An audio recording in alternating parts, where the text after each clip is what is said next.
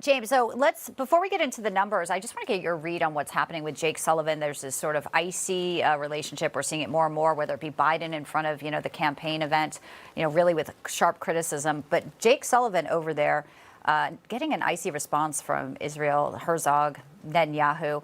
How do you think this is going to go for the White House? Well, it's going to be rocky. We've already seen in political terms that the president has lost support amongst Muslim groups, amongst young people for his handling of the war.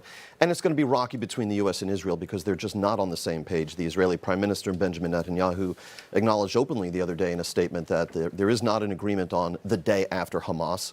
The Israelis want to preserve their security control over the region, and the U.S. is talking about the Palestinian Authority taking over there, but they were in charge there, and they are seen by most Israelis with some justification as a kind of radically anti-Semitic kleptocracy. So there's a lot still to be done here, and the real pressure is from the U.S. towards Israel to try and get them to wind down this phase, which they're calling high-intensity clearance operations, and to move into what they call more targeted, high-value target operations. Right, and even with the humanitarian aid, with the concern about where it's going, it's an uphill battle. Even if the White House is saying we want more aid, the folks in the ground are saying it's only going to fuel the rockets coming at us.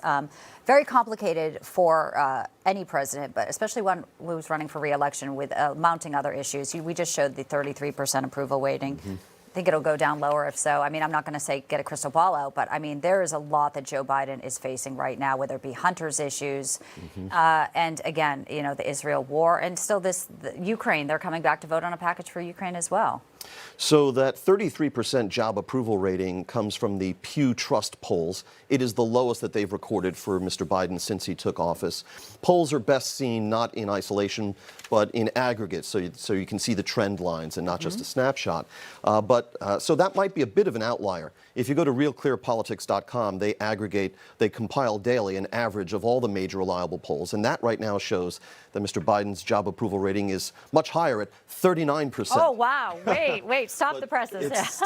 He's still something like 18 or 20 points underwater. And I had this exchange with Karine Jean-Pierre, the White House press secretary, in the press briefing last month, where I asked her about all of these negative polls. He's been underwater for 2+ years since we left Afghanistan. And does the White House challenge the accuracy of all that polling data? And Jean-Pierre said, no, we don't challenge the accuracy of the polling data. That was a first. And then she said, we're not going to change the minds of Americans. I get that. And that was a really stunning admission.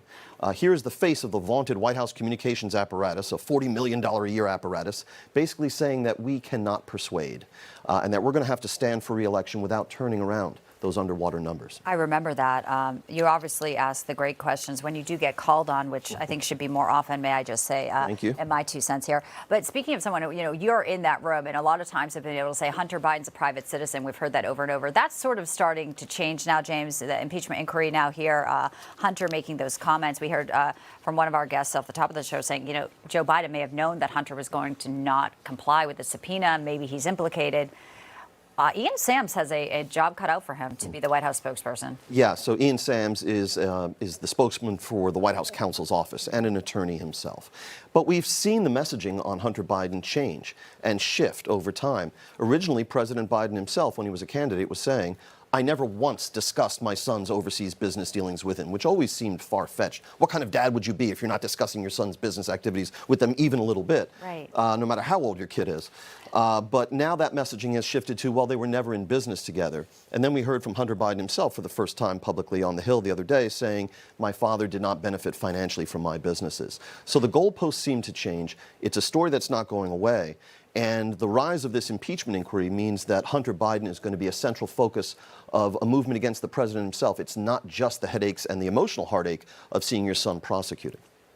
Well, we know you'll be there at the forefront covering every moment for us at the White House and inside that room. James Rosen, come down more often. An honor to be with you. Thank you, Bianca. Thank you. Back at you. And great analysis of those numbers there. We are obviously watching to see where they go. Outlier or not, does look like there's big issues there. James, thanks. Thank you.